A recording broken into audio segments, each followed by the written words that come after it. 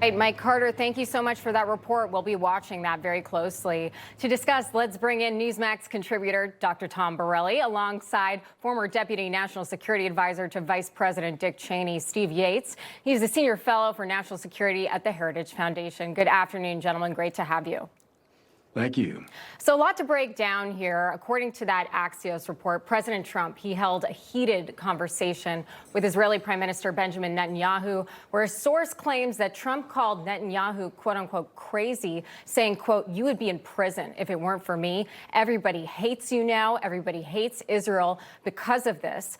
But here's the but. There's some conflicting reporting about this story, as there always is. Israeli journalist Amit Siegel of Israel's N12 News posted on X this, quote, according to a very senior official on the PM's team on the late night Netanyahu-Trump call, the Axios report is inaccurate. Trump did not make personal remarks about jail or claim Netanyahu is hated globally. Instead, the tense call focused on conflicting social media posts. Trump felt Netanyahu implied the war was continuing at full intensity, while Netanyahu felt Trump implied a total ceasefire. A lot to break down here. Tom, I'm going to start with you first. What does this say about the current relationship between Israel and the United States and where it's headed?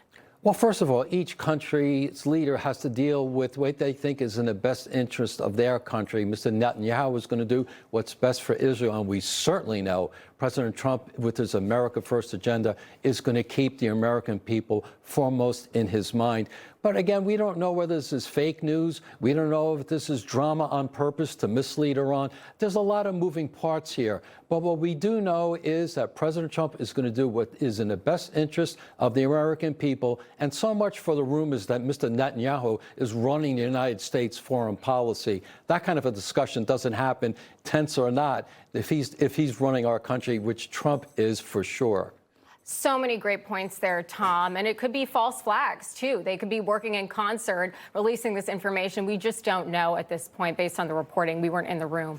But following his talk with Trump, Israeli Prime Minister Benjamin Netanyahu said this, quote, if Hezbollah does not cease attacking our cities and citizens, Israel will attack terror targets in Beirut. Now, this stance of ours remains unchanged. In parallel, the IDF will continue to operate as planned in southern Lebanon. Now, Steve, we know that Iran will not agree to a peace deal that doesn't include Lebanon, and they have claimed to have paused talks. But according to Trump, everything is on track. Do you think we can expect to see a deal this week, especially given the reports we just mentioned? Well, I personally am a little less focused on when and how a deal may emerge, as much as I think it's really important to focus on actions on the ground.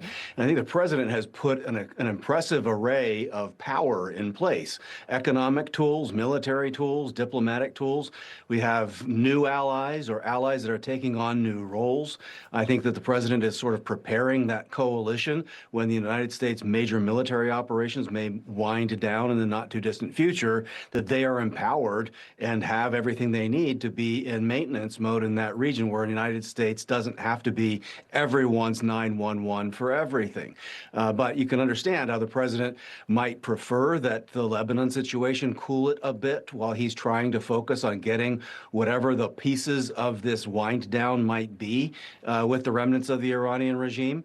But I think when we're dealing with this Iranian regime, especially the IRGC, that's the Revolutionary Guard, these are the most radical of radicals, the protectors of the revolution. I think we have to be very, very cautious about what they'll implement. And I just think the president is very patiently degrading their capabilities, and we have to give him that grace. It's only been 3 months to make a major, major strategic change. Yeah,